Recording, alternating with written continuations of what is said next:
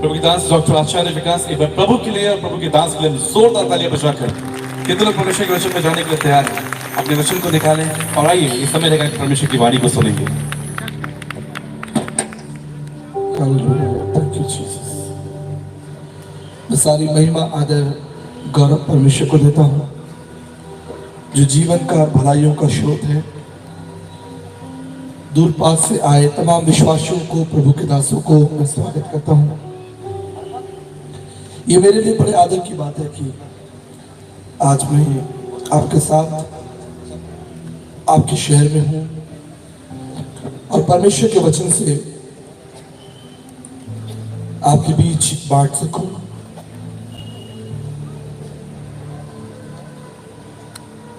Bible कहती है कि परमेश्वर विश्वास है और जो कोई उस पर भरोसा करता है वो कभी लज्जित नहीं होता। मैं एक बार फिर से आपको याद दिलाना चाहता हूं कि जिस प्रभु की आप आराधना कर रहे हैं, जिसकी गवाही आप दे रहे हैं, जिसके गीतों को आप गा रहे हैं, जिसकी महिमा आप कर रहे हैं, एक दिन आप उसे अपनी आंखों से देखेंगे। आपका विश्वास कभी व्यर्थ नहीं होगा। जो विश्वास करेगा वो कभी लज्जित नहीं होगा। मैं धन्यवाद करता हूं कि हमारे मध्य एक जीवित और सामर्थ्य परमेश्वर है जो आपसे प्रेम करता है, आपकी आवश्यकताओं को जानता है, आपकी इच्छाओं को जानता है। और उसका ये वचन है कि जो कुछ धर्मी पुरुष करेगा परमेश्वर उसकी सहायता करेगा। समय होगा कि हम परमेश्वर के वचन का अध्ययन करें और कुछ महत्वपूर्ण अध्यायों को पढ़ेंगे। पहला यूहन्ना उसके 5 अध्याय उसके 12 पद में लिखा है, जिसके पास पुत्र है उसके पास जीवन है। जिसके पास पुत्र है उसके पास जीवन है, और जिसके पास पुत्र नहीं है वो जीवन को नहीं देखेगा। मेरे प्रियो, जीवन एक यात्रा है। प्रत्येक दिन हम कुछ कोस आगे बढ़ते हैं, थक जाते हैं, आराम करते हैं और एक दिन आपकी जिंदगी से निकल जाएगा। ये दिन मानो रेत को पकड़ने के समान है जो कभी नहीं ठहरता। बीता कल जो निकल गया वो कभी वापस नहीं आएगा। ठीक इसी तरह आज की शाम, ये रात निकलने के बाद ये दोहराई नहीं जा सकती। एक एक दिन बालू के समान हमारे हाथ से निकल रहा है। हम कितने ही धनवान, योग्यवान हो, कितने ही बुद्धिमान हो, इससे कोई फर्क नहीं पड़ता। एक दिन हम इस संसार में नहीं होंगे। मेरी बात पर गौर कीजिएगा, इस संसार में नहीं होंगे हम। क्या परमेश्वर ने मनुष्य को इसलिए बनाया था कि एक दिन हम खाएं पिए और मर जाएं? क्या यही परमेश्वर की व्यवस्था है संपूर्ण मानव जाति के लिए? क्या यही परमेश्वर की योजना है? यह परमेश्वर की योजना नहीं। इसलिए संसार की तमाम धार्मिक पुस्तकों में से पूरे विश्व में सबसे ज्यादा पढ़ी जाने वाली, सबसे ज्यादा बांटी जाने वाली, सबसे ज्यादा अध्ययन की जाने वाली पवित्र शास्त्र बाइबल, जिसका प्रथम अध्याय उत्पत्ति है। और उत्पत्ति की पुस्तक हमें बताती है कि उस परमेश्वर ने हमें सदा काल के लिए बनाया था, क्योंकि हम परमेश्वर की समानता में बनाए गए हैं। हम परमेश्वर की समानता में बनाए गए हैं, हम परमेश्वर के लिए बनाए गए हैं। और इन दोनों ही बातों से ये सिद्ध होता है कि हम परमेश्वर की दृष्टि में अनमोल है, प्रतिष्ठित है। आप किसी भी भाषा के क्यों ना हो, परमेश्वर की दृष्टि में आपका एक मूल्य है, एक स्थान है। हो सकता है कि आपके मित्र, आपके पड़ोसी, समाज आपका मूल्यांकन कम करता हो, उनकी दृष्टि में आप मूर्ख हो, आप बहुत बुद्धिमान ना हो। लेकिन जब परमेश्वर आपको देखता है तो वो परमेश्वर आपको अपनी संतान के रूप में देखता है। मैं आपको अपने जीवन की एक सच्ची घटना बताता हूं। एक बार मैं लखनऊ शहर में, जो उत्तर प्रदेश में है, अपने मित्र के साथ गाड़ी में बैठकर जा रहा था। तभी हमारे पास से एक जवान लड़का बहुत तेजी से मोटरसाइकिल लेकर निकला। उसने हमारी गाड़ी के आगे वो मोटरसाइकिल बहुत तेजी से निकला, जिससे मेरे मित्र का संतुलन बिगड़ा, मानो हम टकराने वाले थे पास डिवाइडर से। मेरा मित्र उस बाइक सवार के ऊपर बहुत गुस्सा हुआ और उसके पीछे कार लेकर भागा। मैंने अपने मित्र से कहा, कोई बात नहीं, शायद गलती हुई हो।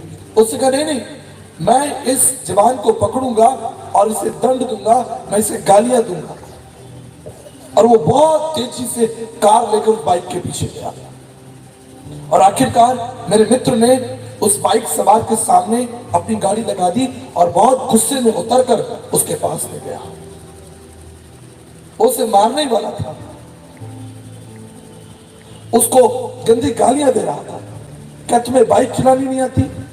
तुम मूर्ख हो, तुम्हारी वजह से अभी हमारा पीछे एक्सीडेंट हो जाता, हमारे प्राण खतरे में थे, तुम्हें दिखता नहीं?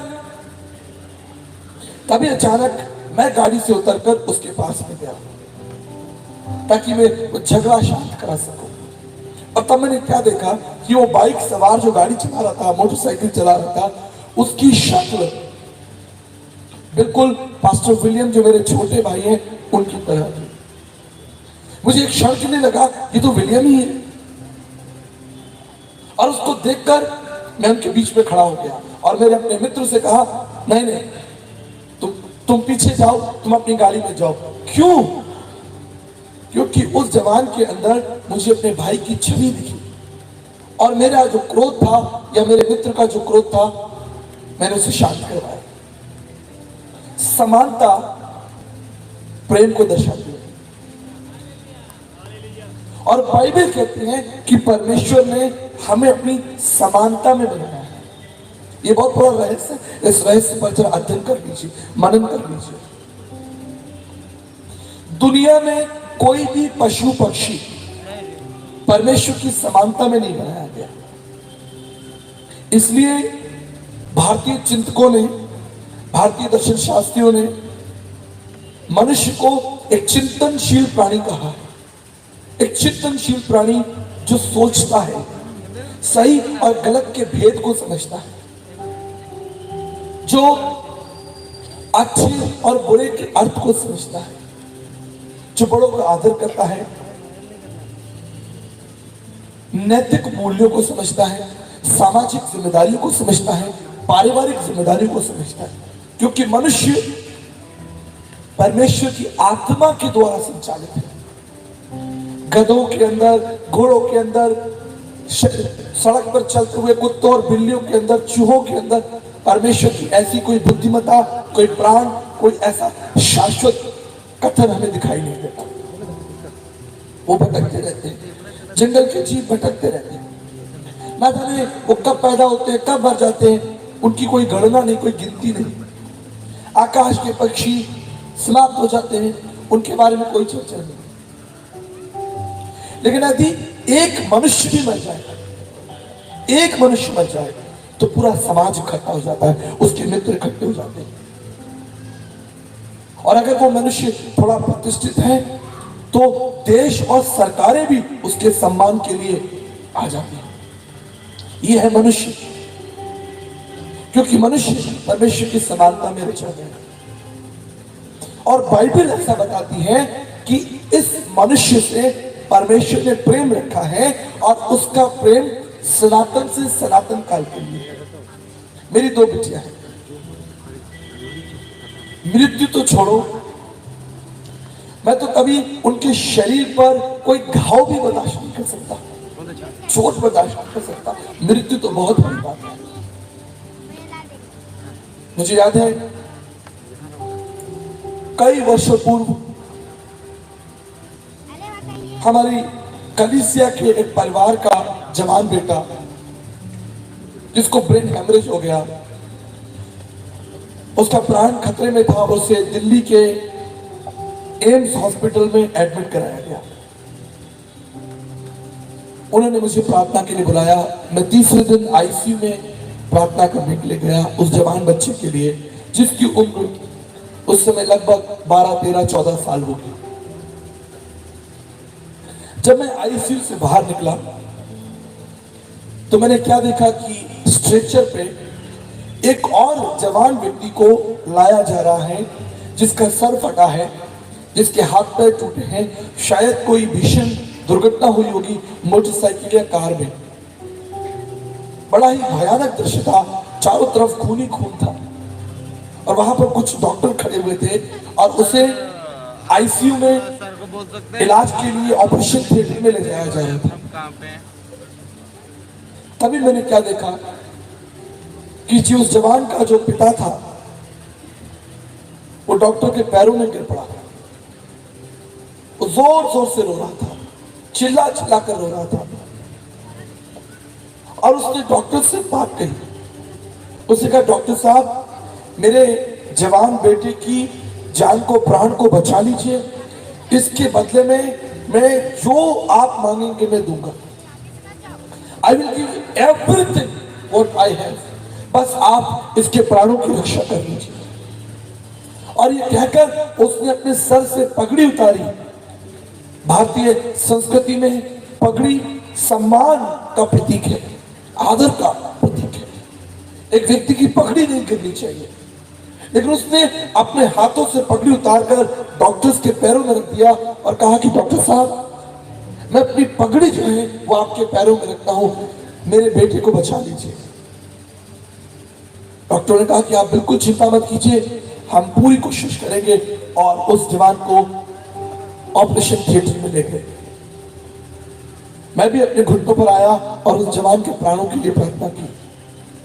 मेरे प्रियो, अगर एक संसारिक माता पिता होकर हम अपने बच्चों से इतना प्रेम रखते हैं कि हम अपना सब कुछ उन्हें देने के लिए तैयार है, एवरीथिंग।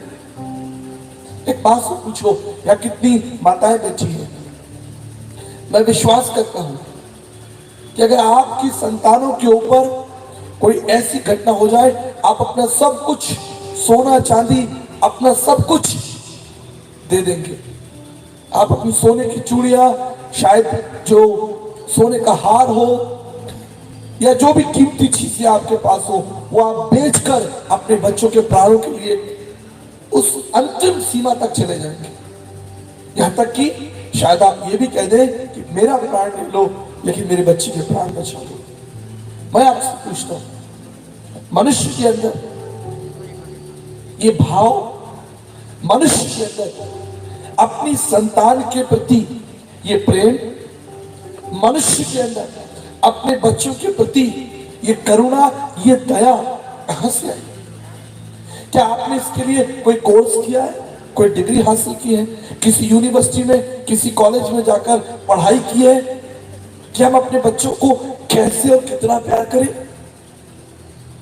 जब एक स्त्री मां बनती है, जब एक स्त्री मां बनती है, उसे कुछ नहीं मालूम, उसे कोई अनुभव नहीं, कुछ भी अनुभव नहीं कि वो बच्चे को कैसे जो है वो गोदी में ले, हाथों में ले और उसको दूध पिलाए और उसकी सेवा करे और रात रात भर जगकर उस बच्चे को जिंदा रखे। मैं आपको बताना चाहता हूं, आरंभ के 2 महीने या 3 महीने उस मां के लिए तो बहुत संघर्षपूर्ण होते हैं, बहुत संघर्षपूर्ण होते हैं। एक नवजात शिशु, एक बच्चा उसके हाथों में, एक जीवन उसके हाथों में, रात रात भर जगकर उठकर वो उस बच्चे को देखती है। वो स्वयं थकी है, स्वयं कमजोर है, स्वयं पीड़ा से गुजर रही है, लेकिन फिर भी उठ कर उस बालक को, उस बच्चे को दूध पिलाती, उसकी चिंता करती, उसकी सेवा करती। कम से कम 3 महीने तो बहुत भारी होते, क्योंकि बच्चा बहुत नाजुक है, आगे चलकर जब ये बच्चा स्कूल जाता है, इसकी आवश्यकताएं बढ़ती हैं, तब पिता की एक बड़ी जिम्मेदारी शुरू हो जाती है। ये पिता मेहनत करता है। मैंने कई पिताओं को देखा है कि वो खून पसीना बहाकर अपनी संतानों के लिए रोटी जुटाते हैं। ये धन्यवाद का विषय है कि यदि आप अच्छे पद पर हैं, ये धन्यवाद का विषय है कि आप एक आरामदायक कुर्सी पर बैठकर कलम चला रहे हैं और उसके बदले में आपको तनख्वाह मिल रही है। लेकिन लाखों करोड़ों लोग ऐसे हैं जो दुख और तकलीफ उठाकर, यहां तक कि बहुत से गरीब लोग तकलीफ उठाकर अपने बच्चों के लिए दूध और अनाज और भोजन की व्यवस्था करते हैं, दवाइयों की व्यवस्था करते हैं। कितना कठिन होता है। सवाल वही है कि मनुष्य के अंदर ये व्यवस्था, ये प्रेम, ये भावना कहां से आई? क्या इसके लिए आपने कोई डिग्री की, कोई डिप्लोमा किया, कोई ट्रेनिंग ली? ये स्वतः है, ये आपकी आत्मा के अंदर है, ये आपके मन के अंदर है, ये आत्मा का कार्य है। क्यों? क्योंकि ये आत्मा स्वयं परमेश्वर की ओर से आपको दिया गया है। एक मां का भाव, एक पिता का भाव।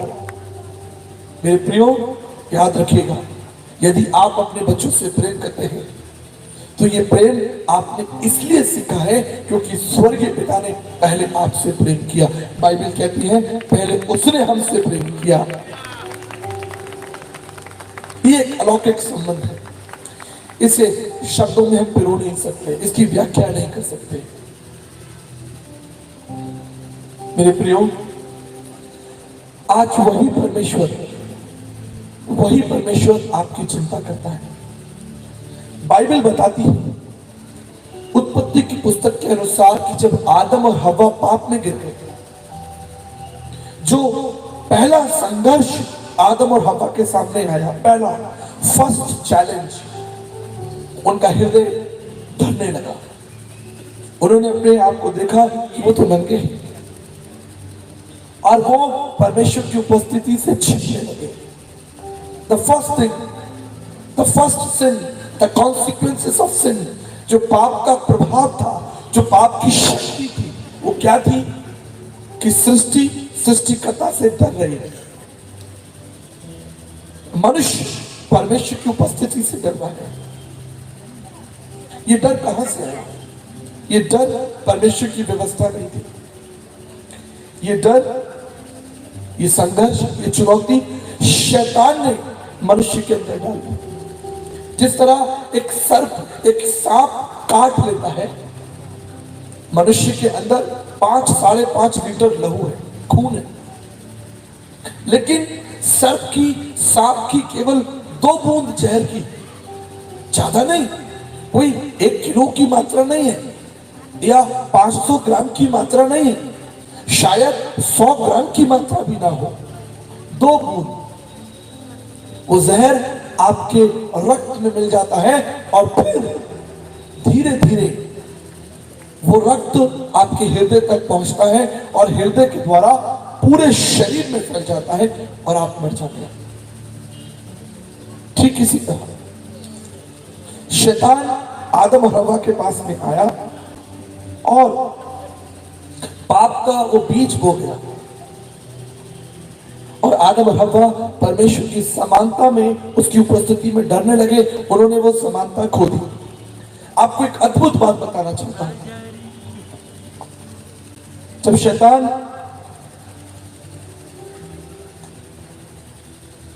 अदन की वाटिका में आदम और हव्वा के पास में आया, उसने क्या कहा? उत्पत्ति उसका 3रा अध्याय और उसके 4थे पद में लिखा है, तब सर्प ने स्त्री से कहा, तुम निश्चय न मरोगे, परंतु परमेश्वर आप जानता है कि जिस दिन तुम उसका फल खाओगे उस दिन तुम्हारी आंखें खुल जाएंगी, तुम भले बुरे का ज्ञान पाकर परमेश्वर की समानता में हो जाओगे, उसके तुल्य हो जाओगे। और उस हव्वा ने शैतान की बातों पर विश्वास कर दिया और वो ये भूल गई कि परमेश्वर का वचन हमें बताता है उत्पत्ति उत्पत्ति की पुस्तक उसके पहले अध्याय और उसके 26 पद के अनुसार कि परमेश्वर ने तो हमें अपनी समानता में ही बनाया था। सर्प ने क्या कहा, शैतान ने क्या कहा कि जैसे ही तुम फल खाओगे तुम परमेश्वर की समानता में हो जाओगे, क्योंकि स्त्री वचन को भूल गई थी कि परमेश्वर ने तो पहले ही हमें अपनी समानता में बनाया है। अगर उसे ये वचन याद होता, अगर उसे परमेश्वर की नीति मालूम होती, परमेश्वर का सिद्धांत पता होता, परमेश्वर कौन है, परमेश्वर की आज्ञाएं क्या है, उसका वचन क्या है, ये पाप नहीं होता। मेरे प्रियो, आज भी संपूर्ण मानव जाति प्रत्येक दिन पाप में गिर रही है, अंधकार में गिर रही है। उसका सिर्फ एक कारण है। हो सकता है कि आपने विज्ञान की किताबें पढ़ी हो, आप केमिस्ट्री फिजिक्स के लेक्चरर हो, प्रोफेसर हो, आप बड़े इनकम टैक्स कमिश्नर हो, आप राजनेता हो, अधिकारी हो, संसार का बहुत ज्ञान आपके पास में हो, लेकिन मैं आपको बताना चाहता हूं, संसार की कितनी भी किताबें पढ़ लीजिए, संसार की सारी ज्ञान को आप इकट्ठा कर लीजिए, लेकिन यदि परमेश्वर का भय आपके अंदर नहीं है, परमेश्वर का जीवन आपके अंदर नहीं है, परमेश्वर का वचन आपके अंदर नहीं है, आप एक दिन अंधकार में मरेंगे। आज सब कुछ अच्छा लग रहा है, आज सब अच्छा लग रहा है, आज जरूरत नहीं है परमेश्वर की, आज जरूरत नहीं है परमेश्वर की। आज तो सब चल रहा है, पैसा कमा रहे हैं, खा रहे हैं, मनोरंजन चल रहा है, फिल्में देखी जा रही है, उछल कूद चल रहा है, मेला चल रहा है जी, रेस्टोरेंट में बढ़िया खाना खाया जा रहा है, नेतागिरी चल रही है, पैसा कमाने में जीवन चल रहा है। लेकिन जिंदगी में एक मोड़ आएगा, जिंदगी में एक मोड़ आएगा जब आपको अपनी अज्ञानता के ऊपर शर्म आएगी। एक दिन आएगा। मेरे प्रियो, आज हमारे लिए एक निमंत्रण है, और वो निमंत्रण क्या है कि जिसके पास पुत्र है उसके पास जीवन है, जिसके पास पुत्र नहीं है वो जीवन में प्रवेश नहीं करेगा। इस पर जरा मनन कर लेते हैं। इसका मतलब क्या है कि जिसके पास पुत्र है, अर्थात जिसके पास परमेश्वर का उपाय है, उपाय परमेश्वर की ओर से है। आदम और हव्वा जब पाप में गिर गए, नग्नता में गिर गए, उस अंधकार के अंदर गिर गए, और उन्होंने देखा कि वो नंगे हैं, तो उन्होंने क्या किया? वचन बताता है कि उन्होंने अपने लिए एक उपाय किया, और उन्होंने अपने लिए क्या किया? अंजीर के पत्तों को लपेट लिया। वचन कहता है कि उसने अंजीर के पत्तों को अपने ऊपर लपेट लिया। लेकिन मैं आपसे पूछता हूं, क्या ये उपाय जो है काफी है? क्या ये उपाय सार्थक है? क्या ये उपाय बहुत दिनों तक सहायता करने में परिपूर्ण है? मेरी दृष्टि में नहीं है। जब परमेश्वर ने ये देखा कि अदन की वाटिका के अंदर आदम और हव्वा ने अपनी नग्नता को पत्तों से ढक लिया, तो प्रभु ने क्या किया? प्रभु ने मेरे और आपके लिए, अर्थात हमारे आदि माता और आदि पुरुष के लिए, जो हमारे आदि पिता थे, एक उपाय निकाला, और उन्होंने एक जीवित मेमने का बलिदान किया, और उसके चमड़े से आदम और हव्वा की नग्नता को ढक दिया। ये मेमना कोई और नहीं, ये परमेश्वर का पुत्र प्रभु यीशु मसीह है। दर्शन कहता है, स्वयंभू सृष्टि करता प्रजापति यगा यज्ञ सम यगो यगा तत्रक्रम परमात्मम पुण्यदान बल्याग्रम सर्व पाप परिहरो रक्त प्रक्षणम भाविष्यम। ये मनुष्य से नहीं हो सकता। मनुष्य जाति के लिए उपाय केवल और केवल परमेश्वर निकालेगा कि संपूर्ण मानव जाति के पाप को केवल परमेश्वर ढक सकता है। स्वयंभू सृष्टिकर्ता प्रजापति, प्रजापति का मतलब है जो प्रभुओं का प्रभु है। ये प्रजा बैठी है उनका प्रभु। स्वयंभू सृष्टिकर्ता प्रजापति यज्ञ यज्ञसम यगो यज्ञ, वो एक यज्ञ करेगा अर्थात एक मेमने का बलिदान करेगा और उस बलिदान के द्वारा संपूर्ण मानव जाति के पाप जो है वो ढक दिए जाएंगे। ये मनुष्य से नहीं हो सकता। इसलिए भगवत गीता भी उसका 4था अध्याय उसके 37 पद में लिखा है, ज्ञान अग्नि सर्व कर्मणानि भस्मातु, अर्थात ज्ञान अर्थात परमेश्वर का ज्ञान, मनुष्य का ज्ञान नहीं। ईश्वरीय ज्ञान की सहायता से मनुष्य जो है वो सब बंधनों से मुक्त हो सकता है। भारत के तत्वदर्शियों ने भी यही माना। विश्वकम परिवेष्टारम ज्ञात्वा देव मुच्यते सर्वपाशे, श्वेताश्वर उपनिषद में लिखा है कि समस्त जगत को घेरे हुए अदृश्य अद्वितीय विराट अगम्य परमेश्वर ही हमारे बंधनों को दूर कर सकता है।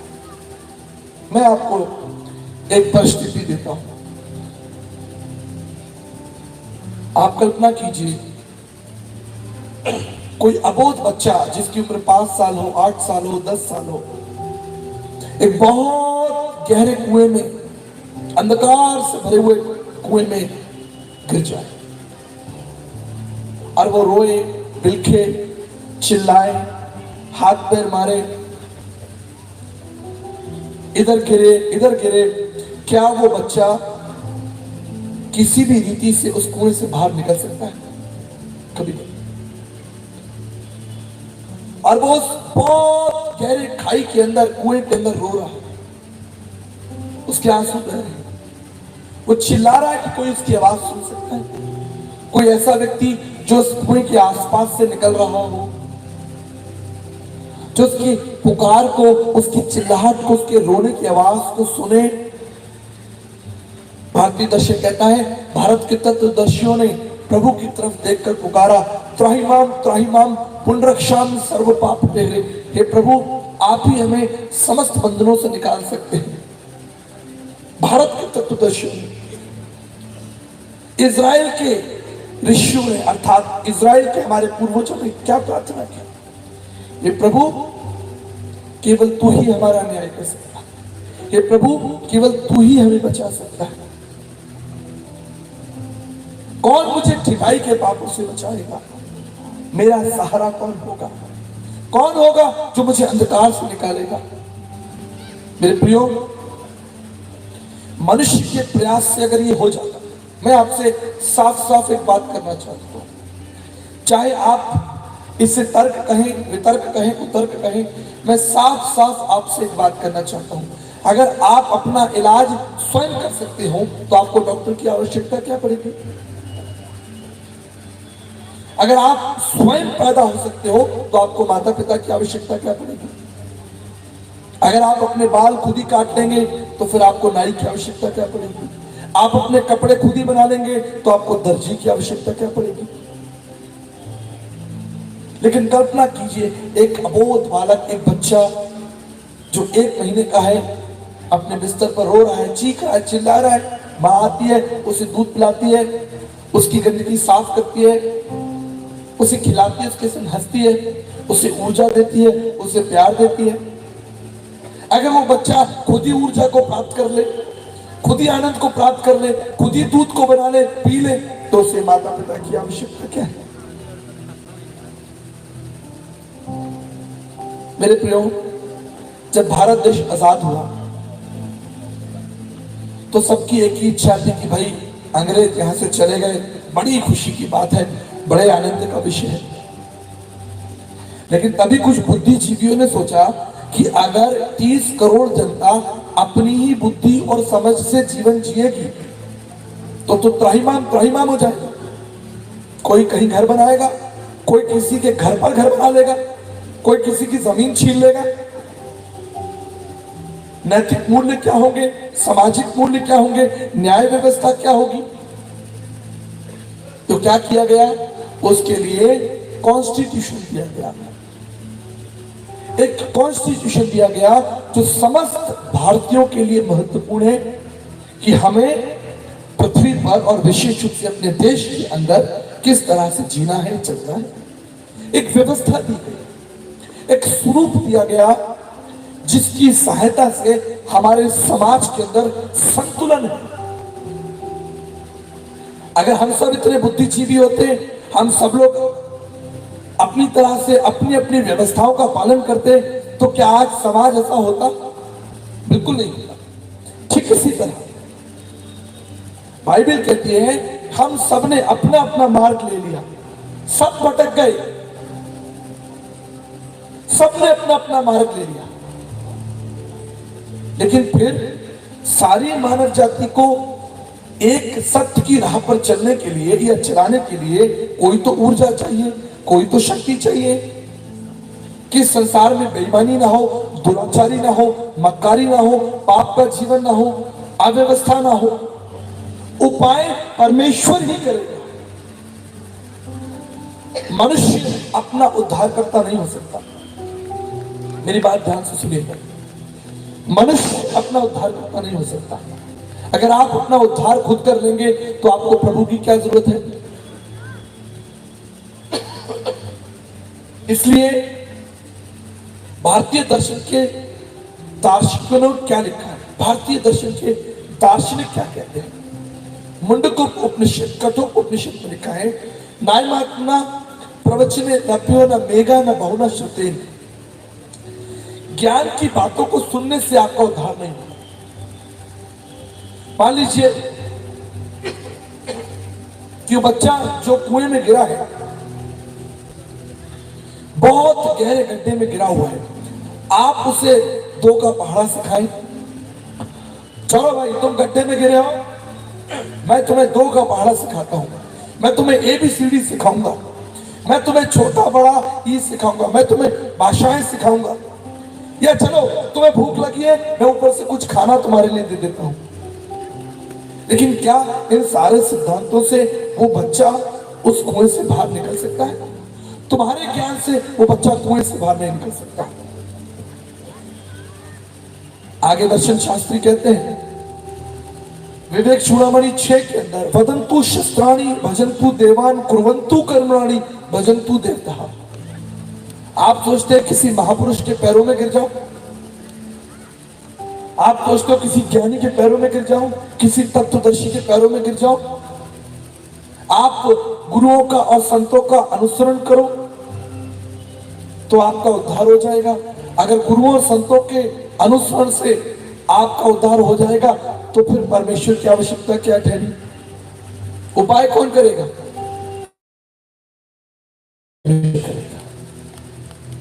मनुष्य उपाय का ठेकेदार नहीं हो सकता, उपाय तो परमेश्वर ही करेगा। मनुष्य कुछ नहीं कर सकता। इसलिए बाइबल कहती है श्रापित वो व्यक्ति जो मनुष्यों पर भरोसा रखता है।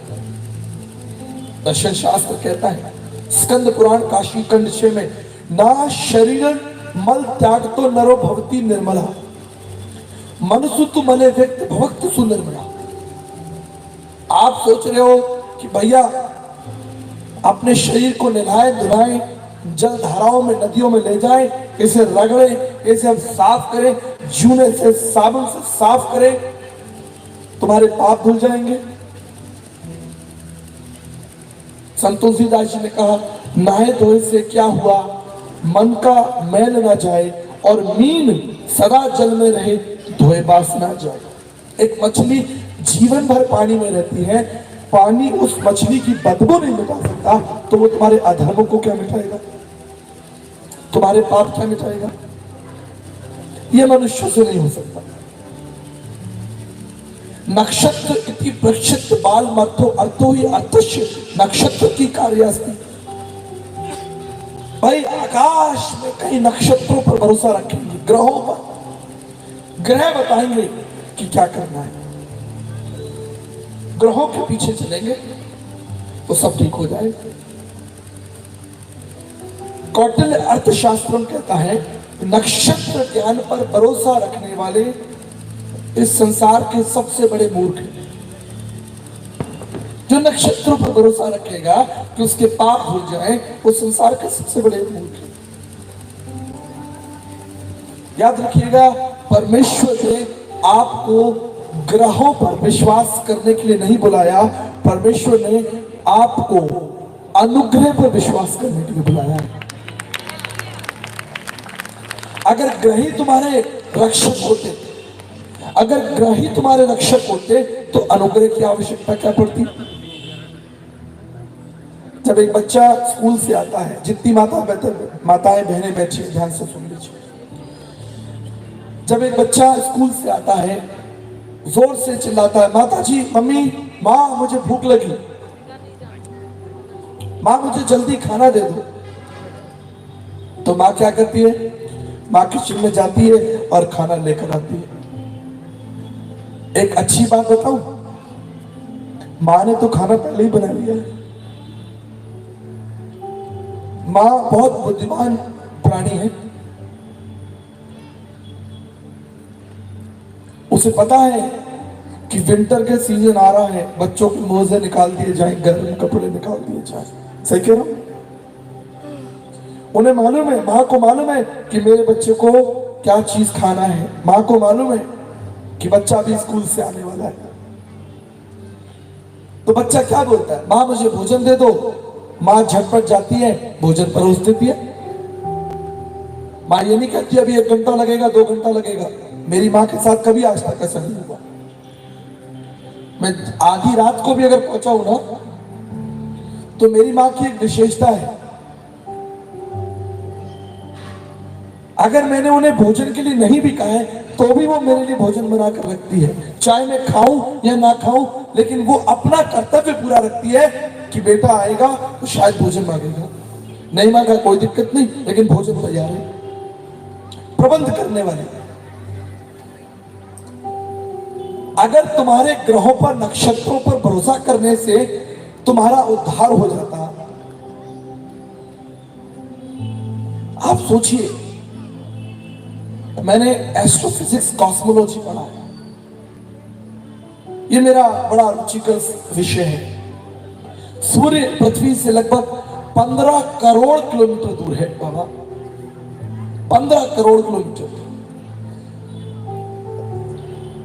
उस सूर्य के प्रकाश में ही तुम पाप करते हो, घूस लेते हो, लड़ाई करते हो। सड़क पर लड़ाई होती नहीं होती है? सड़क पर लड़ाई कभी देखिए? एक व्यक्ति बोलता है, जब दो लोगों में लड़ाई होती है, बोलता है तू मुझे जानता नहीं। देखी नहीं देखिए? बताओ आप, आपकी भाषा में क्या बोलते हैं? उड़िया भाषा में क्या बोलते हैं? लोग लड़ते हैं तो सड़क पर क्या बोलते हैं? तू मुझे जानता नहीं, अभी बताता हूं। ये तुम सूर्य की रोशनी में तो कर रहे हो, तुम गुलामी सूर्य की रोशनी में तो कर रहे हो। तुम चालाकियां किसी का जमीन लूट रहे हो, किसी का खेत लूट रहे हो, वो सूर्य की रोशनी में तो कर रहे हो। तुम सोचते हो कि ग्रह तुम्हारी चाल बदल देंगे? शनि, बाबा रे बाबा, वो एक ग्रह है, गैस जाइंट है। गैस जाइंट समझते हैं? उसमें ठोस भूमि नहीं है। अगर आपको शनि ग्रह पर छोड़ दिया जाए ऊपर से, तो आप नीचे आके गिरोगे जैसे हवा में। उसके अंदर ठोस भूमि नहीं। जो स्वयं ठोस नहीं है, वो आपके जीवन को क्या ठोस करेगा बाबा? उसका खुद का पता नहीं। इसलिए दर्शन कहता है कि बिना, बाइबल कहती है, बिना ज्ञान के मेरी प्रजा नाश हो। तुमने शैतान की बातों पर मन लगा लिया। वो आया और उसने तुम्हारे 5 लीटर खून के अंदर जो प्रभु ने दिया था, परमात्मा की ओर से था, बस 2 बूंद जहर लगा गया और तुम तड़प तड़प के मर गए। क्यों? क्योंकि तुम्हारे अंदर परमेश्वर का ज्ञान नहीं था। मेरे प्रियो, हमारी सबसे बड़ी आवश्यकता क्या है? हमारी सबसे बड़ी आवश्यकता है परमेश्वर का ज्ञान, द नॉलेज ऑफ गॉड। जिस व्यक्ति के पास परमेश्वर की नीतियां समझने की शक्ति है, उस परमेश्वर की विधियों को जानने की ऊर्जा है, शक्ति है, समय है, वो कभी नाश नहीं होगा, कभी नाश नहीं होगा। जिसका भरोसा परमेश्वर पर है वो कभी नाश नहीं होगा, उसका उद्धार होगा। इसलिए उस सिपाही जो क्रूस पर लटका था, उसने जानते क्या कहा? उसने कहा, हे प्रभु, जब तेरा राज्य आए तो मेरी सुधि रखना। यीशु ने कहा, आज ही तू मेरे साथ स्वर्गलोक में होगा। मैं आपसे कठिन सवाल पूछना चाहता हूं। सवाल कठिन है लेकिन उत्तर सरल हो सकता है। आपकी भक्ति का लक्ष्य क्या, कारण क्या है? क्यों दुनिया ईश्वर पर विश्वास करती है? क्यों पूरी दुनिया ईश्वर को किसी ना किसी रूप में मानती है? संत तुलसीदास जी ने कहा, जाकी रही भावना जैसी, तितवा ने देखी सूरत जैसी। किसी ना किसी रूप में तो तुम ईश्वर को मान रहे हो ना, पेड़ के रूप में, जल के रूप में, मूर्ति के रूप में, पहाड़ के रूप में, किसी संत के रूप में, महात्मा के रूप में। हमारे राजस्थान में तो मोटरसाइकिल की भी पूजा होती है, सांप के रूप में, बिच्छुओं के रूप में, गधे के रूप में, घोड़े के रूप में। किसी ना किसी रूप में तो तुम ईश्वर की महिमा कर ही रहे हो ना। क्यों कर रहे हो? कारण क्या है? क्यों कर रहे हो उस परमेश्वर की उपासना, महिमा, भक्ति? कारण क्या है? भक्ति का केवल एक ही कारण है, वो है उद्धार, मोक्ष।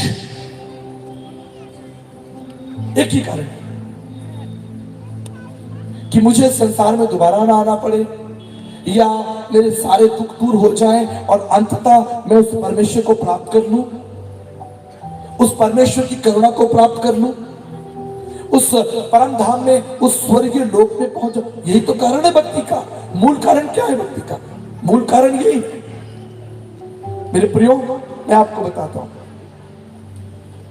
अगर आप ट्रेन में यात्रा करेंगे और ट्रेन की गति 100 किलोमीटर प्रति घंटे की रफ्तार है और ट्रेन अपनी पटरी पर दौड़ रही है 100 किलोमीटर प्रति घंटे की रफ्तार से, तो आपकी गति कितनी होगी?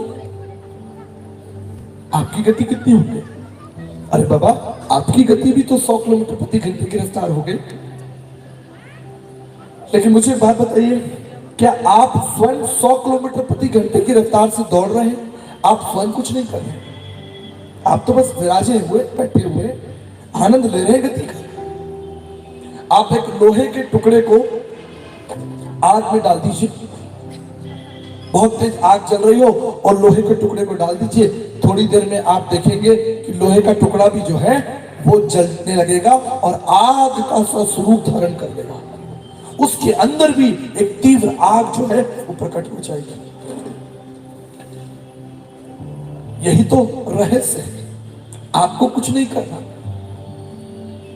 आपने सेब खाया, आपने संतरा खाया, सेब के अंदर जो विटामिन है, आयरन है, कैल्शियम, आपको कुछ नहीं करना, आपको तो उसे बस ग्रहण कर लेना है। आपने उसे ग्रहण कर लिया, अब वो आपके पेट के अंदर जाएगा और ऊर्जा, शक्ति और सामर्थ्य आपको देगा। बोलो नहीं देगा?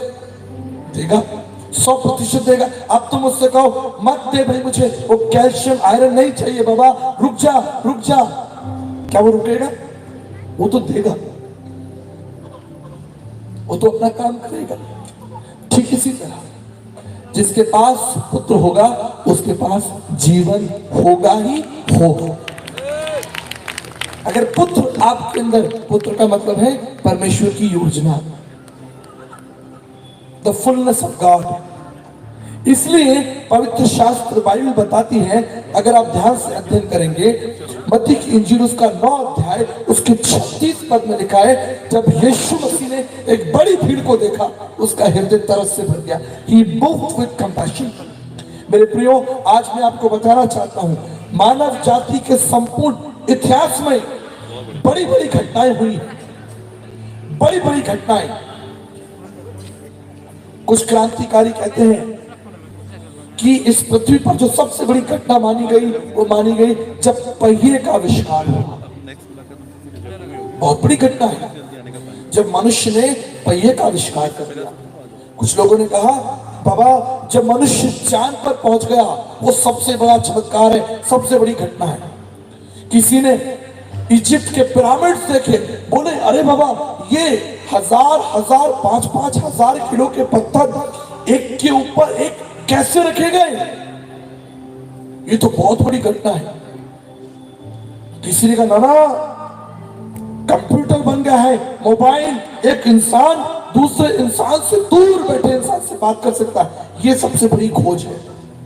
दुनिया में ना जाने ऐसी लाखों करोड़ों खोज हैं जो मनुष्य की बुद्धि को चकरा देती है। लेकिन मैं आपको बताता हूं, अगर इस पृथ्वी पर कोई सबसे बड़ी डिस्कवरी है, the greatest discovery ever happened in the human history is the God became man and dwelt among us. परमेश्वर मनुष्य बना और हमारे बीच में उतर आया।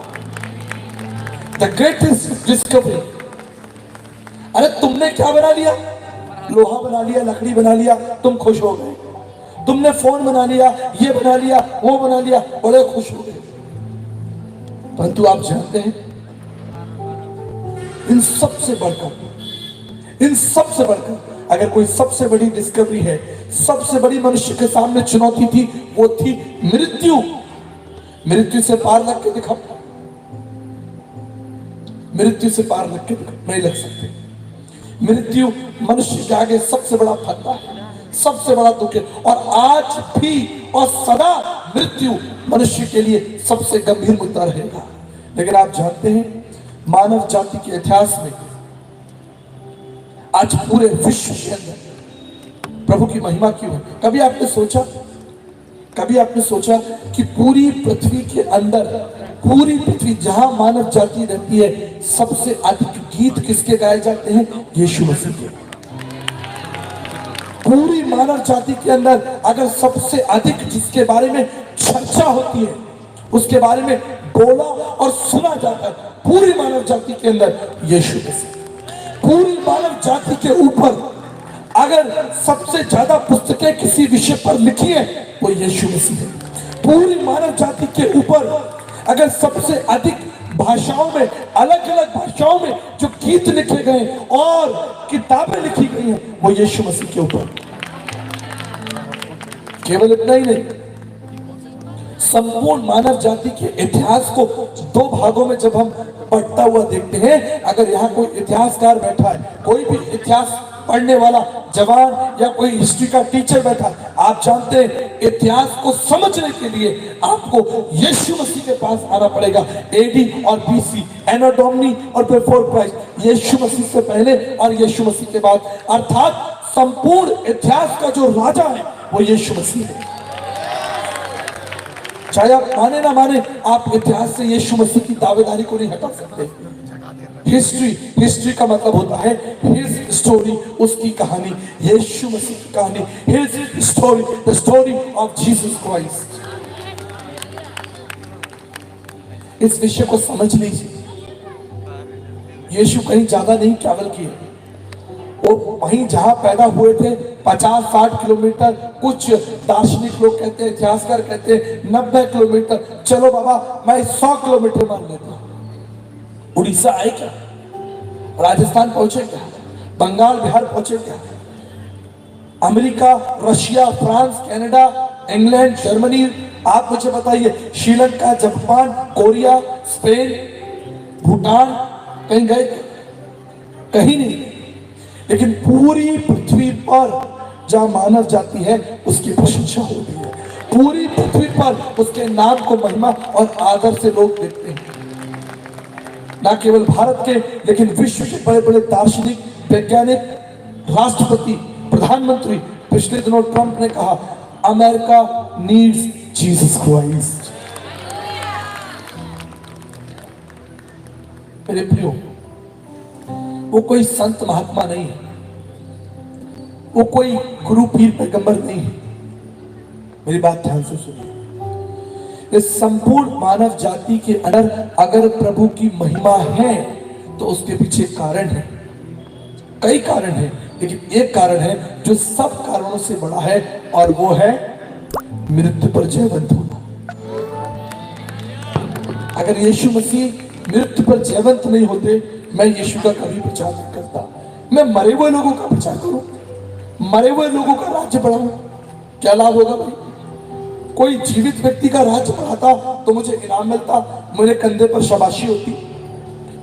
आज लोग जाते हैं ना बड़े अधिकारियों के पीछे, बड़े लोगों के पीछे जाते हैं, सर देखिए, तो उनको मालूम है कि तुम जीवित व्यक्ति के लिए काम करोगे वो तुम्हें प्रशंसा देगा, लेकिन जो व्यक्ति मर गया उसके लिए तुम काम करने जाओगे, क्या फायदा होगा?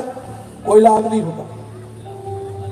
बड़े बड़े राजा, मैं तो ऐसे राज्यों से आता हूं, राजस्थान राजाओं का प्रदेश रहा, उत्तर प्रदेश, हमारा उत्तर प्रदेश, क्योंकि मैं मूल निवासी उत्तर प्रदेश से हूं, सारे ताजमहल, लाल किला, गढ़ है वहां पर। पिछले दिनों में बीदर गया था, कर्नाटक में एक जगह है, वहां पर एक फोर्ट देखने गया। कुछ साल पहले मैं स्कॉटलैंड में था, वहां पर एक बहुत बड़ा फोर्ट देखा मैंने। ना जाने विश्व में कहां कहां मैंने फोर्ट जो किले होते हैं मुझे देखने की बड़ी इच्छा होती है, और वहां जाकर मैं यही सोचता हूँ, कहां गए भैया बनाने वाले लोग? ताजमहल, लाल किला बनाने वाले लोग कहां गए भाई? कहां है उनकी कब्रें? मर गए। जब वो मरे, अब मैं गया था बीदर, तो वहां पर एक बहुत बड़ा फोर्ट था, कुत्ते घूम रहे थे, कुत्ते घूम रहे थे। यही होगा, तुम इस पृथ्वी पर जो बनाओगे अंत में उसका यही होगा। वहां कुत्ते घूमेंगे या इंसान घूमेंगे जिनके पास फ्री का टाइम है, बस वो उसके बारे में बात करेंगे। लेकिन परमेश्वर की कलीसिया, जीवित कलीसिया, हम सब लोग, लाखों करोड़ों लोग पूरे विश्व के अंदर किसकी बात कर रहे हैं? प्रभु यीशु मसीह की बात कर रहे हैं। मैं पिछले दिनों साउथ कोरिया में था, 20,000 लोग उस सभा में थे, 20,000। फिर हमारा एक गीत है ना, यीशु को मैं सब कुछ देता, सुना आपने? आई सरेंडर ऑल, इंग्लिश में भी है। तो 200 जैसे 200 कंट्री से लोग वहां पर प्रभु के लोग आए थे, 20,000 लोग, 200 देशों से, पूरी पृथ्वी से, मान लो पूरी पृथ्वी से लोग आए। और एक गीत जो क्वायर के डायरेक्टर थे, उन्होंने कहा कि हर व्यक्ति अपनी अपनी भाषा में ये गीत गाइए। और मैं तो अकेला इंडियन था, रशियन लोग थे, फ्रांस के लोग थे, जर्मनी के लोग थे, स्कॉटलैंड के लोग थे, डच थे, अमेरिकी थे, कनाडा के लोग थे, हाँ, अफ्रीका के लोग थे, पाकिस्तान के लोग थे, चाइना के लोग थे। सब ने अपनी भाषा में गाना शुरू किया। मैं भी जोर जोर से चिल्लाया, यीशु को मैं सब कुछ देता, सब कुछ देता हूं अभी। बाकी सब लोग अपनी भाषा में एक साथ गा रहे थे, ऐसा लग रहा था कि मानो स्वर्ग खुल गया हो, सब भाषाओं के लोग, सब जातियों के लोग उसकी महिमा कर रहे। ये क्यों हुआ भाई? ऐसा कैसे हो गया? पूरी दुनिया एक नाम से सहमत क्यों है? क्यों सहमत है? उसके पीछे कारण है। बाइबल कहती है, जब यीशु मसीह ने एक बड़ी भीड़ को देखा, वो तरस से भर गया। He moved with compassion। विलाप गीत उसका 3रा अध्याय उसके 22-23 पद में लिखा है, हम मिट नहीं गए क्योंकि ये यहोवा की महाकरुणा है, ये उसकी दया है जो अमर है। मेरे प्रियो, बाइबल में 2 महत्वपूर्ण शब्द हैं जिसको मैं आपको बताना चाहता हूं। एक शब्द है पुनरुत्थान। अगर आप पुनरुत्थान शब्द हटा दें तो बाइबल की सारी सामर्थ खत्म हो जाएगी, वचन की सब सामर्थ, क्योंकि पुनरुत्थान नहीं है तो फिर कविताएं हैं, कहानियां हैं। एक राजा था, उसने भले भले काम किए, भले भले संदेश दिए और मर गए। तो कम से कम मैं तो बाबा मरे हुए की आराधना नहीं कर सकता। मेरे सामने सबसे बड़ी चुनौती यही थी, मैं किसी भी मरे हुए व्यक्ति की आराधना नहीं कर पाऊंगा। इसलिए मैंने संसार के, विश्व के धर्मों का अध्ययन किया कि कोई जीवित है कि नहीं। दूसरी शर्त यह थी कि जिस प्रभु की मैं आराधना करूंगा उसके हाथ में कोई भी तीर, धनुष और तलवार नहीं होना चाहिए। क्यों? मैं आपको एक घटना बताता हूं। जब मैं 11th 12th में था तो मेरे एक टीचर थे, उनका नाम था सर विलियम। वो केमिस्ट्री पढ़ाते थे, और जो भी बच्चा काम नहीं करके लाता था, होमवर्क नहीं करके लाता था, वो इसे इतना मारते मारते मारते उसकी चमड़ी उठे। तो सर विलियम का नाम का मतलब है हड्डियों का कांपना। तो बाबा हर व्यक्ति लगा रहता अपना होमवर्क करने के चक्कर में। एक दिन सरप्राइज टेस्ट हुआ और उन्होंने कहा कि जो व्यक्ति जो भी फेल हो जाएगा उसको 5-5, 10-10 छड़ी पड़ेगी। केमिस्ट्री का टेस्ट 11th क्लास, और उन्होंने सरप्राइज टेस्ट ले लिया। आप यकीन करेंगे अभी टेस्ट शुरू ही नहीं हुआ था, आधे लोगों को तो चक्कर आने लगे, किसी के पेट में दर्द होने लगा, किसी ने कहा सर मैं वॉशरूम चला जाऊं, किसी ने कहा सर मुझे पोटी आई, वो भाग गया, वो वॉशरूम के नाम से भाग गया। कोई कह रहा सर मेरे सर में दर्द हो रहा है, सर मैंने आज उपवास रखा। पूरी क्लास में भगदड़ मच गई।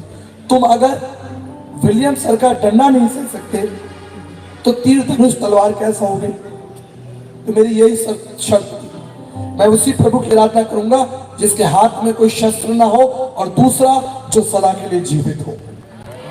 और यही खोज के साथ मैंने दर्शनों का अध्ययन करना शुरू किया और अंत में मैंने क्या देखा कि बाइबल कहती है वचन संहिता 103 उसके 13 पद में, जैसे पिता अपने बालकों पर दया करता है वैसे ही परमेश्वर अपने डरवैयों पर दया करता है। और जब आप किसी पर दया करने जाते हैं आप तलवार लेके नहीं जाते, आप तीर लेके नहीं जाते, आप चप्पल जूता लेकर उसे मारने नहीं जाते। आप दया करते हैं तो आप अपने हाथों से, अपने प्रेम से, अपनी करुणा को प्रकट करते हैं। मेरे प्रियो, बाइबल बताती है एक बड़ी भीड़ को देखकर प्रभु यीशु मसीह रोने लगा, विलाप करने लगा। आप जानते हैं वो बड़ी भीड़ कोई और नहीं, वो बड़ी भीड़ आप ही है जो इस समय यहां बैठे हैं। आप कल्पना कीजिए, आप कल्पना कीजिए कि यदि प्रभु अभी सरप्राइज टेस्ट ले ले कि बेटा आओ, कौन कौन अच्छा है, दिखाओ तुम्हारे काम, दिखाओ तुम्हारा ज्ञान, तुम में कितनी बुद्धि है, कितनी समझ, आओ भाई दिखाओ। क्या तुम दिखा पाओगे? तुम नहीं दिखा पाओगे, मैं गारंटी देता हूं। कभी आपके संग एक हादसा हुआ क्या कि आप गाड़ी चला रहे हो, सामने चेकिंग चल रही हो और अचानक आपको याद आए कि बाबा मेरे पास लाइसेंस नहीं है, या मेरा इंश्योरेंस कंप्लीट नहीं है, या पॉल्यूशन नहीं है? कभी ऐसा हुआ आपके साथ? जब सामने 8-10 पुलिस वाले खड़े होते हैं और वो आपकी गाड़ी को हाथ देते हैं, रुको भाई, थांबा, रुको रुको भाई, बहुत तेज आ रहे उड़ते हुए, कहाँ जा रहे हो, दिखाओ लाइसेंस दिखाओ। आपका इतना सा मुंह हो जाता है, ऐसे दिल की धड़कनें बढ़ती हैं, अरे बाबा आज तो गए। क्या कर देंगे वो? 1000, 2000, 5000 का चालान ही तो कर देंगे। माफ कीजिए अगर यहाँ पे कोई ट्रैफिक पुलिस में कोई बैठे, अगर आप में से कोई पुलिस में है तो क्षमा कर दीजिएगा। क्या कर लेंगे? 1000-2000 रुपए का चालान ही तो कर लेंगे, लेकिन आपका इतना सा मुंह हो जाता है, इतना सा दिल हो जाता है, हाथ पे ठंडे से होने लगते हैं, थोड़ी थोड़ी ऐसा लगता है हाथ पैरों में चींटियां चल रही हैं, क्योंकि न्याय होता ही भयानक है। अगर परमेश्वर आपका अभी सरप्राइज टेस्ट ले लें और कहें भैया मैं तो तुम्हारा न्याय करूंगा, मैं तो तुम्हारा न्याय करूंगा, आओ, आप क्या कर लेंगे? मैं आपको सच बताता हूं, आप बाइबल पढ़िए, आइज़ाया चैप्टर 6 घर जाकर पढ़िएगा। वो इतना पवित्र परमेश्वर है कि उसकी उपस्थिति में स्वर्गदूतों को अपनी आंखें बंद करनी पड़ती है। वो इतना प्रतापी परमेश्वर है, इतना प्रतापी परमेश्वर है कि ग्रह और नक्षत्र उसे देखकर भाग जाते हैं। वो इतना तेजों में परमेश्वर है जिसने सूर्य के अंदर हजारों डिग्री सेंटीग्रेड आग भरी है, वो स्वयं कितना ज्वलनशील, कितना प्रतापी होगा। लेकिन इतना प्रतापी परमेश्वर जिसके आगे स्वर्गदूत खड़े होकर कहते हैं पवित्र पवित्र पवित्र सेनाओं का यहोवा पवित्र, उसके बारे में लिखा है कि उसकी करुणा जो है वो सदा की, उसका प्रेम सदा का। अगर वो चाहता तो वो छड़ी से आपका न्याय कर सकता, अगर वो चाहता तो आदम और हवा को जला के मार देता। लेकिन आप जानते उसने क्या किया? उसने उनकी नग्नता को ढक दिया, उनके उखाड़े हुए बदन को ढक दिया, क्योंकि वो करुणा में परमेश्वर है, दयालु परमेश्वर है। आज भी वो खड़े होकर आप पर और मुझ पर आरोप लगा सकता है, हमारी बुराइयों को गिना सकता है, हमारे अपराधों को गिना सकता है, हमारी सब मक्कारियों को गिना सकता है। इसलिए संत पौलुस क्या कहता है, मैं थोड़ा सा वचन आपके सामने निकालना चाहता हूं। संत पौलुस क्या कहता है, रोमियो का खत उसका 6वां अध्याय उसके 23 पद में, क्योंकि पाप की मजदूरी मृत्यु है, अर्थात परमेश्वर का न्याय निश्चित आपके लिए मृत्यु लेकर आएगा, लेकिन परमेश्वर का वरदान हमारे प्रभु यीशु मसीह में अनंत जीवन, अनंत जीवन। एक तरफ वो सामर्थ्य प्रतापी परमेश्वर है जो आपको जला के मार सकता है, आपकी दुष्टता को, आपकी मक्कारी को जानता है, आपकी सब चालाकियों को जानता है, सारी चालाकी। हो सकता है आप मनुष्य की दृष्टि में प्रतिष्ठित हो, मनुष्य की दृष्टि में बहुत अच्छे हो। मुझे घटना याद आती है, एक सच्ची घटना। एक गांव में एक बहुत धनवान और सज्जन व्यक्ति रहते थे। उन्हें बड़ी बड़ी सभाओं में चीफ गेस्ट के रूप में बुलाया जाता। वो बहुत सा धन गरीबों में बांटते, विधवा और अनाथों की सुधि लेते और तमाम धार्मिक कार्यक्रमों में और तमाम संसारिक और सेवाओं में, मानव सेवा में बढ़ चढ़कर हिस्सा लिया करते। एक दिन ऐसी एक सभा में वो चीफ गेस्ट के रूप में बुलाए गए थे और आप चल रही थी। परमेश्वर के लोग परमेश्वर की भक्ति कर रहे थे। तभी अचानक वो धनवान सेठ उठकर एक पुलिस ऑफिसर के पास में गए और बोला, सर आप मुझे अरेस्ट कर लीजिए। धनवान व्यक्ति की इस बात को सुनकर उस शहर का सबसे बड़ा पुलिस अधिकारी चकित हो गया, उनके पैरों में गिर गया। उन्होंने कहा, सर आप क्या बात करते हैं, आप हमारे समाज के सबसे प्रतिष्ठित व्यक्ति हैं, आप आदरणीय हैं, आप बुजुर्ग हैं, हमने आपको कई सालों से देखा है, आपका जीवन तो सदा दया और तरस का है। उन्होंने कहा, मैं जानता हूं, लेकिन मेरा ये वास्तविक परिचय नहीं। मेरा वास्तविक परिचय ये है, जब मेरी उम्र 16 साल थी, When I was 16 year old, मैं डकैतों के साथ था, जो लूटने वाले डकैत, खूंखार डकैत जो दूसरों को लूट लेते थे, उस ग्रोह का मैं एक सदस्य था। और एक बार हम एक परिवार को लूटने गए और मैंने अपने हाथों से उस परिवार के 3 लोगों की हत्याएं की। I killed 3 people। और हमने वहां से बहुत सारा धन संपत्ति, सोना चांदी, हीरे जवाहरात उठा लिए और हम भाग गए। और मैं भागकर इस गांव में आ गया। मैं कई वर्षों तक उस मृत्यु के बारे में, जो मैंने अपने हाथ से उन 3 लोगों को मारा, उनके बारे में सोचता। मैं आधी रात को चिंतित होता, मुझे नींद नहीं आती, मैं चिंता करता, सपने देखता, उठ जाता, मेरा मन हमेशा व्याकुल रहता, मेरे मन में कोई शांति नहीं थी। इसलिए मैंने धर्म का मार्ग चुना। मैं लोगों की सहायता करने लगा। वो धन जो अरबों खरबों की संपत्ति थी, मैंने सोचा कि इसका कुछ छोटा छोटा हिस्सा देकर मैं शांति को प्राप्त कर लूंगा, मेरे मन में शांति होगी। लेकिन आज तक मुझे वो शांति नहीं मिली। आज तक मैं उस गंभीर अपराध के लिए पश्चाताप कर रहा हूँ, लेकिन ये पश्चाताप अधूरा है, क्योंकि इस पश्चाताप के लिए मुझे कोई दंड नहीं मिला जो मैंने आज से कई वर्षों पूर्व किए। मेरे प्रियो, आज भी वो परमेश्वर आपको दंड दे सकता है। He is a mighty God। वो आपके सब कार्यों को जानता है, आपकी मूर्खता को जानता है, आपकी दुष्टता को जानता है, आपके छल को जानता है, लेकिन फिर भी वो एक पिता है।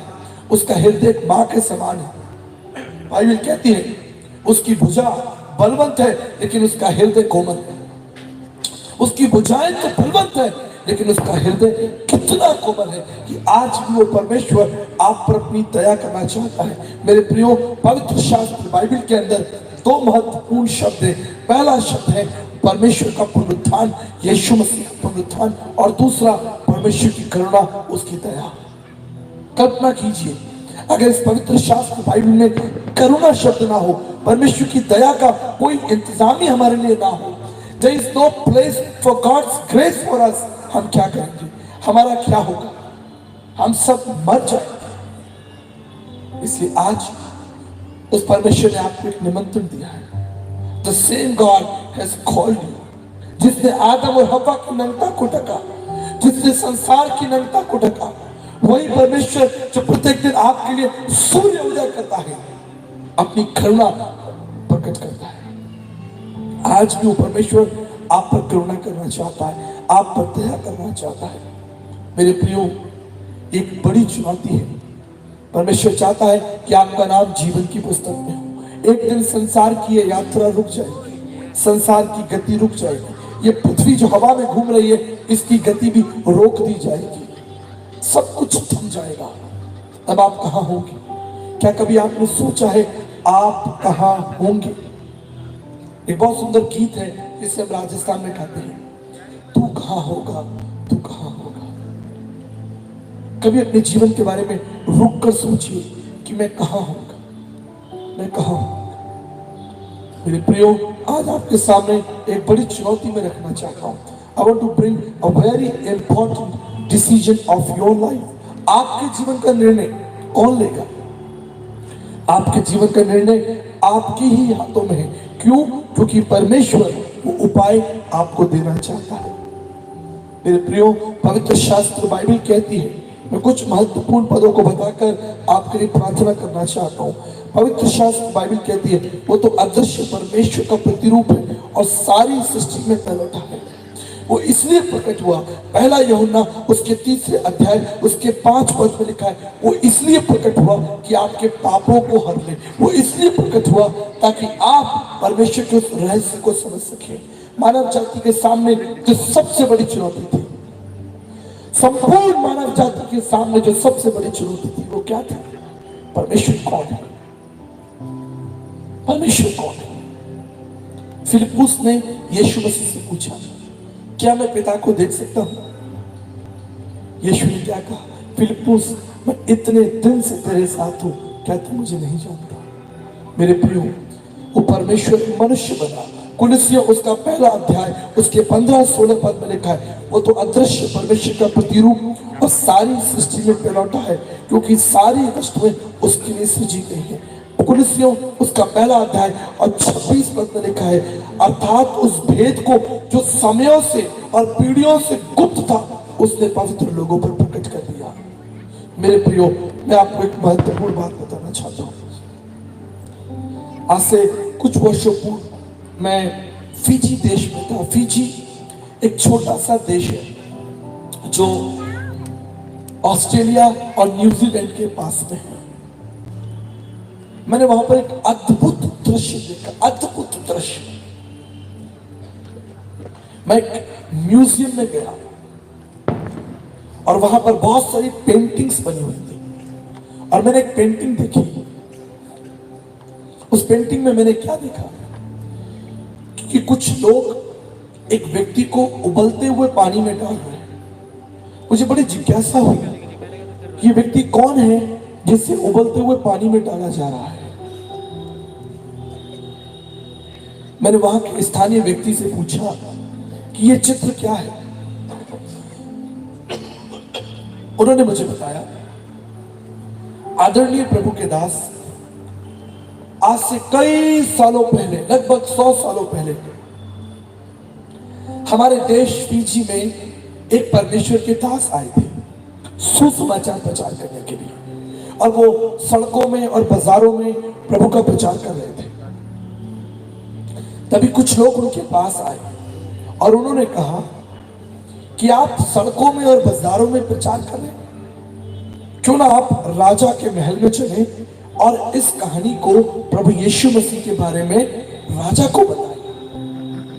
और वो लोग उस व्यक्ति को, उस परमेश्वर के दास को राजा के महल में ले गए और राजा ने यीशु मसीह की कहानी को सुना और अपना जीवन प्रभु को दिया।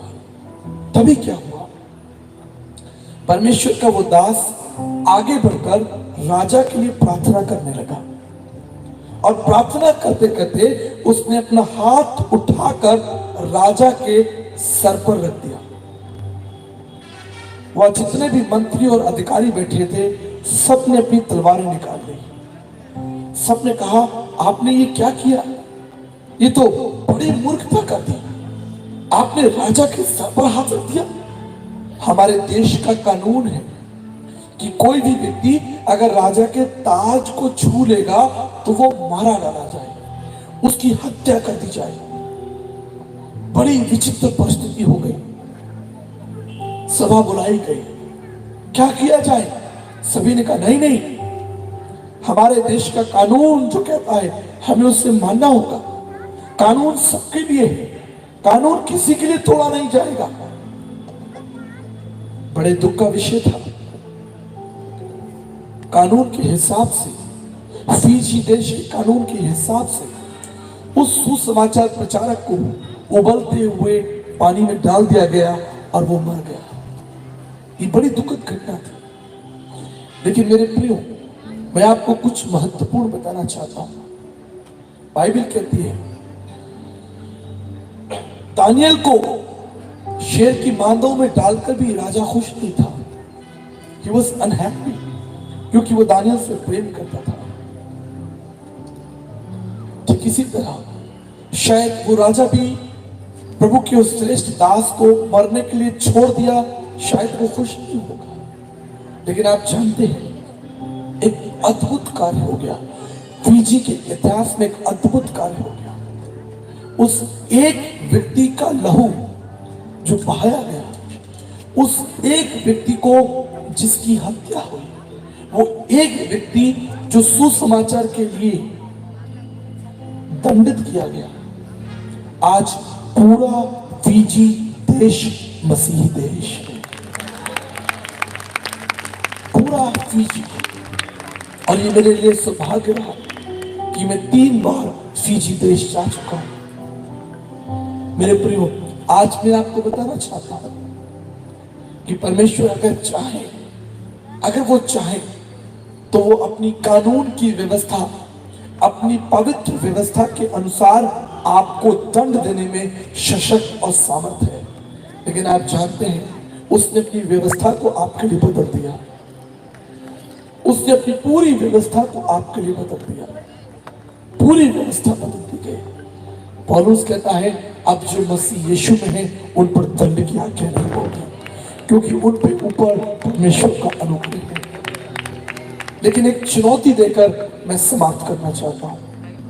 एक चुनौती देकर समाप्त करना चाहता हूं। आज आप जिस यीशु के पास आए हैं वो एक वकील है। He is a lawyer. America में एक बहुत बुरा व्यक्ति था जो ड्रग्स स्मगलिंग करता था। उसने ड्रग्स बेच कर बहुत धन कमाया। एक दिन उसे पुलिस ने पकड़ लिया और उसे कानून व्यवस्था के सामने सौंपा गया। उसने शहर के सबसे अच्छे वकील को खरीद लिया। मेरे प्राण संकट में, कानून व्यवस्था मेरे ऊपर है, मुझे बचाओ। उसने शहर के सबसे बुद्धिमान व्यक्ति को ले लिया, सबसे बुद्धिमान वकील को ले लिया और वकील ने उसे बचा लिया। दूसरी बार यह व्यक्ति फिर ड्रग्स स्मगलिंग में फंस गया। उसे याद है कि मेरे पास एक शहर का सबसे बुद्धिमान वकील है। उसे फोन किया, मैं फिर फंस चुका हूं। और वो वकील आया और उसने अपने पेपर्स तैयार किए और उस व्यक्ति को किसी न किसी रीति से बचा लिया। तीसरी बार वो व्यक्ति फिर फंस गया। उसने उस वकील मित्र को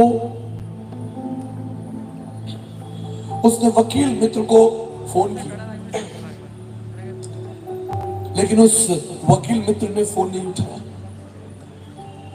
उसे एक दूसरा वकील करना पड़ा। मेरे प्रियो, जब ये व्यक्ति कोर्ट में गया, when this man is standing in a courtroom, इसने क्या देखा कि उसका वो पुराना वकील मित्र जज की कुर्सी पर बैठा है। अब वो वकील नहीं है, उसका प्रमोशन हो गया है, वो एक जज बन गया है।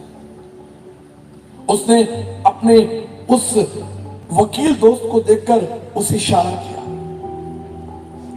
याद है ना, मैं तुम्हारा मित्र हूं, मैंने तुम्हें 20 करोड़ रुपए दिए थे, याद है ना यार, मैं फिर फंस गया हूं, मुझे बचाओ, इस बार मैं तुम्हें 25 करोड़ रुपए दूंगा। आप जानते हैं उस वकील ने इसकी बात को, उस जज ने इसकी बात को नहीं सुना। उसने एक बात कही, उसने कहा एक समय था मैं वकील था, लेकिन आज मैं एक न्यायाधीश हूं, मुझे एक सही फैसला करना होगा। I have to make a right decision. I am not a lawyer, now I am a judge. मेरी बात ध्यान से सुन लीजिए, उड़ीसा के विश्वासियों, जवानों, बहन बेटियों, आज आप जिस यीशु मसीह के पास में आए हैं वो एक वकील है, लेकिन जिस दिन आपकी आंखें बंद होंगी, आप इस संसार में नहीं होंगे, आप एक वकील यीशु को नहीं देखेंगे, आप एक न्यायाधीश यीशु मसीह को देखेंगे जो न्याय की कुर्सी पर। Today he is a humble God, God of compassion. Today his compassion is available. आज उसका तरस आपके लिए भरपूरी से है, लेकिन एक बार जब आप इस संसार को छोड़ देंगे, आपके पास दूसरा मौका नहीं होगा। आपके पास एक ही रास्ता है, एक ही चुनाव है, और वो है यीशु मसीह। इसलिए लेखक कहता है जिसके पास यीशु है, अर्थात जिसके पास परमेश्वर का तरस है, द कंपैशन ऑफ गॉड, जिसके पास यीशु मसीह अर्थात परमेश्वर की दया है, वो बच जाए। जिसके पास उनकी दया नहीं है, that is the only reason that God became man and dwelt among us. यही एक कारण है कि उसने अपनी स्वर्ग की महिमा को त्यागा और इस संसार में मनुष्य। मेरे प्रियो, आज मैं आपके सामने एक चुनौती देता हूं, उसकी करुणा को ग्रहण कर लीजिए। आपका न्याय कोई समाज, कोई संगठन नहीं करेगा, आपका न्याय कोई राजनीतिक पार्टी नहीं करेगी, आपका न्याय संसार के न्यायाधीश नहीं करेंगे, आपका न्याय कोई विद्वान नहीं करेगा, आपका न्याय कोई शास्त्री नहीं करेगा, आपका न्याय प्रभु के हाथों में। इसलिए आज हम सबके लिए एक चुनौती है। हम एक छोटा सा गीत गाएंगे, आप अपने स्थानों पर बैठे रहें, just be seated and receive his compassion, उसकी दया को ग्रहण कीजिए। ये प्रार्थना का गीत है, अपनी आंखों को बंद कर लीजिए, अपनी आंखों को बंद कर लीजिए। ये ना तो ज्ञान से होगा, ना सामर्थ्य से होगा, ना नक्षत्रों से होगा, ना तुम्हारे कर्मों से होगा, ये होगा केवल परमेश्वर की दया से, उसकी करुणा से। उसकी करुणा प्रत्येक दिन हमारे लिए नई है। तेरे मार खाने से, तेरे मार अपनी आंखों को बंद कीजिए, उस प्रभु की तरफ देखिए जो घायल है। यीशु मैंने शिफा पाई है, तेरे मार खाने से, तेरे मार खाने से, यीशु मैंने शिफा पाई है, तेरे खून बहाने से, उसके खून बहाने से, तेरे ना तुम्हारे ज्ञान से, ना तुम्हारे कर्मों से, ना समाज की व्यवस्था से,